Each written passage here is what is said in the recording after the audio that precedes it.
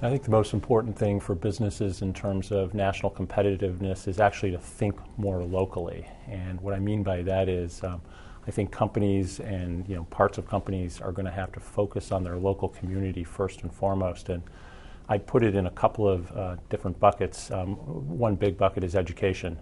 And I'd like to see every company linked up with K-12 schools or a single K-12 school perhaps, and trying to foster the idea of business is a good thing, and there's a lot of opportunity for people if they take education very seriously.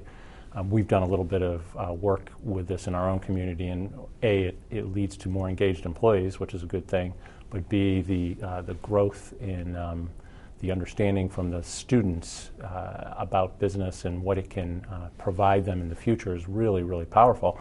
And if you think about it, this is where the future entrepreneurs are coming from. The second part of the local connection is also education related, and it's with universities. And again, I think better partnerships between the business community and the university community can really lead to great things.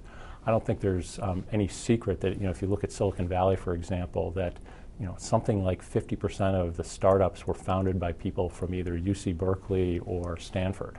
And I think other regions need to take that kind of experience and try to apply it to their own particular circumstances.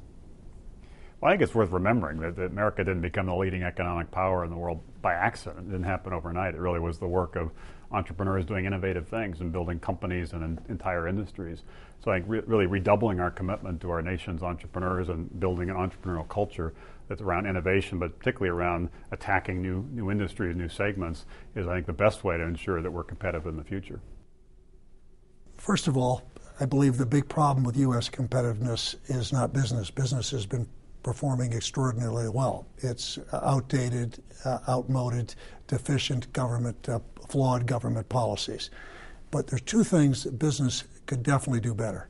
Number one, big global companies who are being attacked for exporting jobs need to do a much better job at telling the story why it's a huge benefit to the United States of America having global businesses headquartered here, and why it is true that being strong overseas helps create jobs in America. Secondly, businesses are naturally very competitive, and they fight for their shareholders and to optimize their individual results. And they do a terrible job lobbying the U.S. government to change policies because they are working to optimize their own situation. Take something like tax policy. You put 20 CEOs of major companies in a room, and they'll all agree that we have a suboptimum tax policy. It hurts us as a nation, hurts us competitively. But when they go in to tell the story, they're all fighting for their individual preferences, loopholes, and it's very ineffective. Well, first, business leaders should recognize and develop an urgency around the fact that our K-12 education system and the cognitive skills that it produces for our students is one of the most important factors in long-term competitiveness for the country. And they can focus on this in a couple of ways. First, by using their considerable voice in public conversation and with governments to focus on things that actually work for students, evidence-based programs that we know produce results, and then also focusing their philanthropic efforts through their companies and volunteer efforts of their employees around those kinds of programs, rather than just seeing them as something nice to do or good to do, but really as ways of strengthening the economy for the long term. Speaking as a financial institution, I think the most important thing we can do as a business is build trust with American people, build trust with the political system. We need to convince them that we're all on the same side. There are some significant issues ahead of us, and that we can work together. We can work together for common purpose, and I think businesses together need to speak with the same voice on that. You know, small businesses are really the lifeblood of the economy, and they create 2 out of every 3 jobs. What larger business can do is form public-private partnerships. For instance, at the SBA, we just did $30 billion in loan guarantees, the largest most record year ever for the SBA.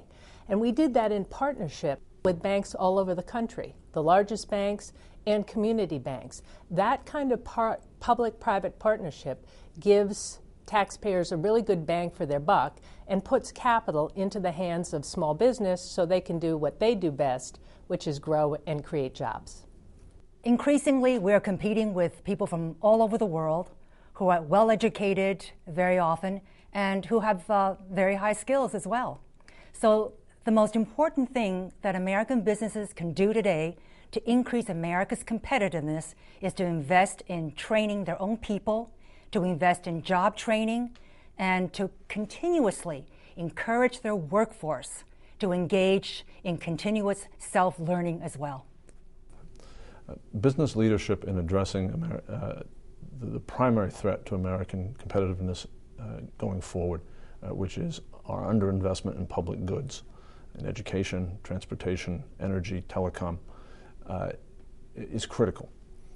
Business plays a unique role in persuading a variety of actors in the public policy space of the centrality of these types of investments to America's economic future and to businesses' ability to operate successfully in the United States. However, business cannot lead here successfully alone.